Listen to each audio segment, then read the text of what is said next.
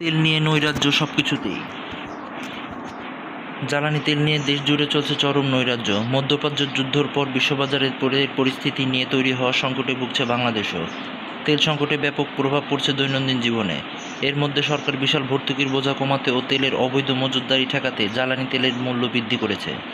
এতে এখন পর্যন্ত ভোগান্তি খুব একটা না কমলেও গণপরিবহনের ভাড়া বৃদ্ধি প্রক্রিয়া শুরু হয়েছে। ঘোষণা ছাড়াই ঢাকার কিছু রুটে যাত্রীদের কাছ থেকে অতিরিক্ত ভাড়া আদায় করা হচ্ছে। জ্বালানি সংকটের প্রভাব এর মধ্যে গোটা দেশের লোডশেডিং পরিস্থিতি খারাপ হতে শুরু করেছে। গতকাল মধ্যরাতে সারা দেশে প্রায় 2000 মেগাওয়াট লোডশেডিং হয়। গ্রাম অঞ্চলে এখন পর্যন্ত বিদ্যুৎ থাকে না বললেই চলে। তেলের সংকটে জেনারেটর চালাতে না পেরে দেশের কারখানাগুলোর উৎপাদন ব্যাহত হচ্ছে। একইভাবে কৃষক সেচের জন্য জেনারেটরের প্রয়োজনীয় তেল না পেয়ে বিপাকে পড়েছে। হাসপাতালে জেনারেটর বন্ধ থাকায় দুর্ভোগে পড়েছে রোগীরাও। জ্বালানি তেলের মূল্য বৃদ্ধির একদিন পরে পরিবহন মালিকরা যাত্রী ভাড়া বৃদ্ধির তোড়জোড় শুরু করে। ঘোষণা না দিয়েই গতকাল রাজধানীর বিভিন্ন রুটে লোকাল বাসের যাত্রীদের থেকে বাড়তি ভাড়া আদায় করা হয়। এতে বাসের হেলপার ও যাত্রীদের মধ্যে কথা কাটাকাটি হয়। প্রায় সব গন্তব্যের যাত্রীদের 5 থেকে 10 টাকা করে অতিরিক্ত ভাড়া নেওয়া হয়। গতকাল আগারগাঁও থেকে আলিপ পরিবহনের এক বেসরকারি প্রতিষ্ঠানের কর্মকর্তা আবিদ হোসেন ডেমরা যাচ্ছিলেন। তিনি জানান, এই রুটে ভাড়া অন্য সময় 50 টাকা নেওয়া হলেও গতকাল 60 টাকা নেওয়া হয়েছে। জ্বালানি সংকটের বিরূপ প্রভাব পড়েছে বিদ্যুৎ উৎপাদনেও। তীব্র গরমে বিদ্যুতের চাহিদা একদিকে বাড়ছে, অন্যদিকে বিদ্যুৎ উৎপাদনে প্রয়োজনীয় জ্বালানি, গ্যাস ও তেলের সংকট পরিস্থিতি দিন দিন খারাপ হচ্ছে।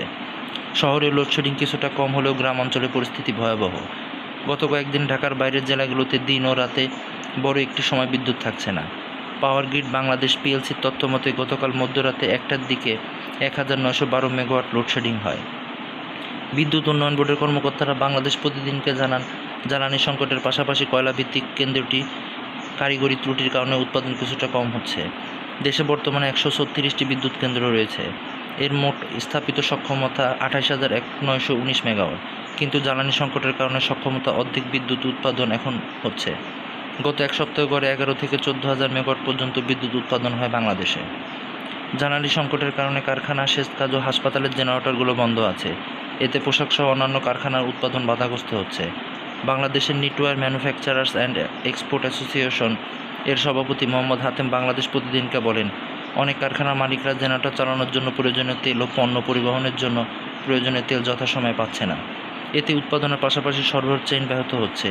এরই মধ্যে সরকারের কাছে আবেদন করেও পোশাক কারখানা মালিকরা সংশ্লিষ্ট অ্যাসোসিয়েশনের প্রত্যয়নপত্র দেখিয়ে পেট্রোল পাম্প থেকে তেল সংগ্রহ শুরু করেছে।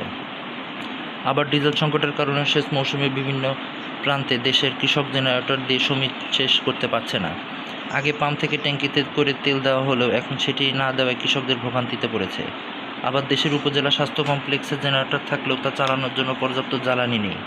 জেনারেটর না চলে অপারেশন থিয়েটার, প্যাথোলজি ও জরুরি বিভাগের কার্যক্রম ব্যাহত হচ্ছে। মোমবাতির আলোতে কোনো মতে জরুরি সেবা চললেও গরমে রোগীদের ভোগান্তি বাড়ছে। ক্রমবর্ধমান বিদ্যুৎ ও জ্বালানি সংকটের কারণে সারা দেশে টেলিকম সেবা বিঘ্নিত হতে পারে, এমন আশঙ্কা করছে দেশের মোবাইল অপারেটররা।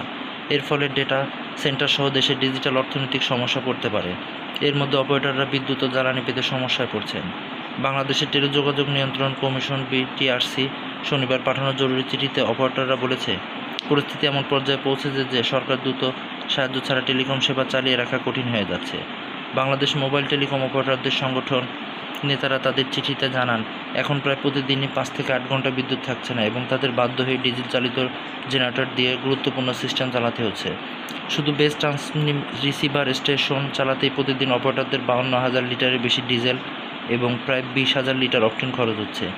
ওই চিঠিতে বলা হয়েছে, এই অবস্থা ঠিকভাবে যদি জ্বালানি সরবরাহ করা না হয় এবং ডেটা সেন্টার বন্ধ হয়ে যায়, তাহলে ব্যাপক কল ড্রপ, ইন্টারনেট বিভ্রাট ও টেলিকম সেবা অচল অবস্থা তৈরি হতে পারে।